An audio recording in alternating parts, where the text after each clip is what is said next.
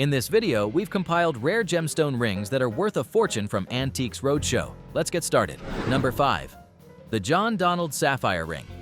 Well, this was given to my mother as a 25th wedding anniversary ring. And when was that? That was in 1974. As the gemstone ring hits the table, the expert, Joanna, immediately locks in on it and figures out that this clearly isn't just family jewelry, but something with real design significance behind it.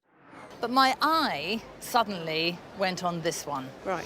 And when I opened the box, because this is, as we see in the lining of the box, it says John Donald. In the austerity years, jewelry design was pretty grim. There was nothing innovative. What starts to change everything is the name linked to the piece. One of the early post-war British designers who helped pull jewelry out of a stagnant era and into something far more modern and expressive. Joanna reveals that his work became part of a shift that redefined how fine jewelry was designed, moving it towards sculptural, artistic forms that stood out in a completely new way. It's a sapphire. Yeah. That is a sapphire. Right. And you can see here all the intricate work that goes around the side. So you've got these diamonds here, held just sort of like they're suspended over the sapphire. What stands out is the sculptural approach to design. Precious stones arranged in a fluid, almost architectural form. Diamonds appear suspended around a central sapphire, creating a layered structure that feels more like wearable art than traditional jewelry. At auction, that would be between £5,000 to £7,000. Right. Keep that safe. Jewel that really changed the history of modern contemporary jewelry in the UK. Appreciate that. Thank you. Once evaluated, both pieces are confirmed as highly desirable works, with one reaching several £1,000s in value. But beyond the estimate, the real significance lies in its connection to a designer who helped define an entire era of British jewelry, turning a family heirloom into a piece of design history. But the next ring proves that sometimes the most personal pieces carry the most powerful stories. Number 4. The 1940s Emerald and Diamond Ring. This is a wonderful jewel. It's so exotic. I even tried it on. Yeah. It's quite small.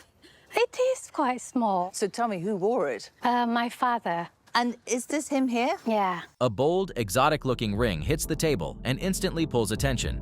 This isn't the kind of piece that sits quietly in the background. It carries presence, weight, and a sense that it's lived a life far bigger than just being worn as jewelry. Dad passed away 11 years ago, and my mom asked me if I would like to keep some of his jewelry. Clearly, he loved his gems and jewels. Yes. That's quite a ring to wear. Then the story lands. This ring belonged to a father whose life stretched across extraordinary roles in Thailand, from medicine to high-level human rights work, giving the piece a history that already feels exceptional before the appraisal even begins. It must have been made in Thailand. Yeah, I believe so. The embossed chasing, it's superb. It is amazing, you know, the way that the design go around. These 4 rose-cut diamond and green enamel. It's sort of like the lotus Yeah. flower almost. Really stunning. Under closer inspection of Joanna, the expert, she examines the features of the ring: high-carat goldwork, layered ornamental engraving, and gemstone detailing that reflects skilled regional craftsmanship rather than mass production. You would be looking in the region of about £6,000 to £8,000. Really? Wow. It makes me smile to see a ring like this. It really does. It's beautiful. And thank you very much for sharing it with us today. Once placed in today's market, the piece holds clear collector interest, not just for its materials, but for the story embedded in it, where personal legacy and craftsmanship converge into something far more enduring than price alone. But the next ring carries whispers of royalty and a mystery that stretches across European history. Number 3. The Russian Diamond Ring. I inherited it from my mother-in-law when the Romanian royal family had to sell all their jewels and they were no longer becoming royal and they were sent out to Romania. A richly decorated ring steps into the spotlight, instantly carrying the weight of a story that feels far bigger than it first appears. Royal connections, family inheritance, and a hint of mystery all collide, setting the stage for something that could be truly exceptional.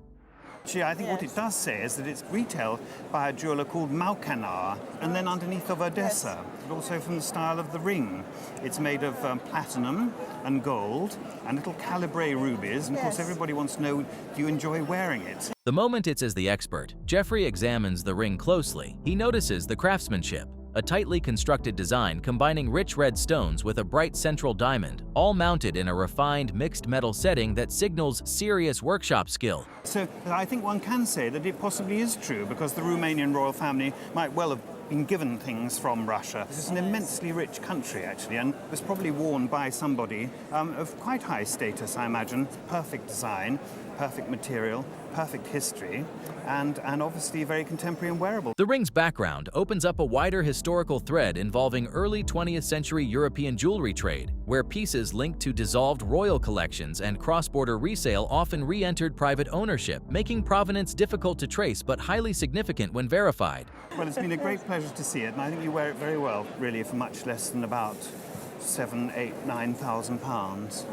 Well, that's very reassuring. I can't see much hope of buying a Russian ring like that. The final assessment reframes everything. What began as a personal keepsake is recognized as a sought-after collector's piece with strong market demand, closing on a standout appraisal moment. Next up is a dazzling Art Deco ring whose bold design hides a surprisingly valuable secret. Number 2. The Art Deco jade and sapphire ring, circa 1928. I was given the ring by my Aunt Margaret. She was a teenager when she got the ring, so after 1 year of showing, she was given this jade ring out of Sarah Hines. I never remember seeing her without the ring. Really? She wore it all the time. A stunning vintage ring catches the expert's eye, its bold design instantly hinting that this may be something special. What looks like a simple heirloom might actually hold a far more fascinating story, and possibly incredible value.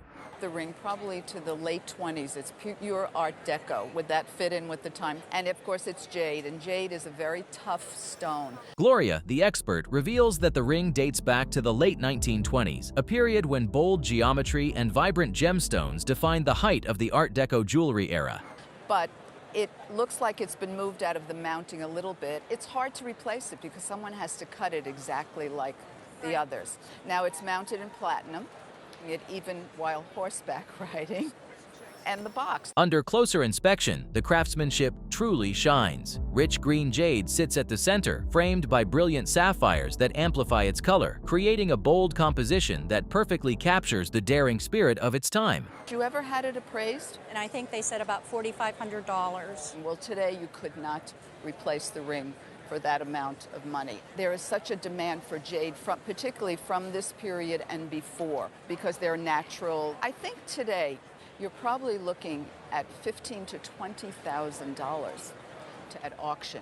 You're probably in the $10,000 to $12,000 range today. Wow, that's amazing. When the expert finally reveals the estimate, the room fills with surprise. What seemed like a beautiful vintage ring turns out to be a remarkable collector's piece, another unforgettable moment that proves even the smallest treasures can hide extraordinary stories on the show. But the final ring might be the most shocking of them all because its tiny stone belongs to one of the rarest diamonds on Earth. Number 1. The late Victorian blue diamond ring. Now, I think it's true to say that this sort of little ring with a little stone would pass a lot of people by. She came by her mother-in-law, which was my late husband's grandmother. At first glance, this modest gold ring doesn't look like the kind of piece that would stop collectors in their tracks. But once the expert studies the stone, the conversation quickly shifts, because this tiny ring may be hiding something incredibly rare. Because in fact what it is, it's a typical late Victorian type of setting. You've got plain gold, broad trumpet front to it. Now the blue stone is in fact a diamond. Yeah.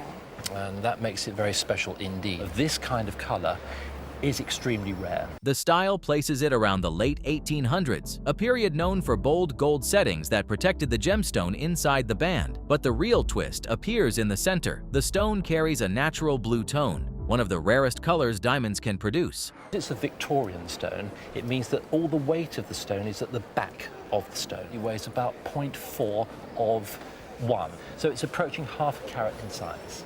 Unlike modern brilliant cuts, stones from this era were shaped to hold most of their weight deep in the base, giving them a heavier profile and a distinctive old-world character. What we would have to do is to take the stone out and send it across to the United States. It's only in the United States that fancy diamonds like this get a certificate. To truly confirm its status, a gem like this would normally be sent to an international lab where specialists examine its color intensity and classify it among the extremely limited family of fancy diamonds. And I personally haven't seen an old Victorian stone with that depth of colour. Diamond that was a round, brilliant cut, that is a more modern cut stone, at around about 0.4 to 0.45, was sent to the United States for certification.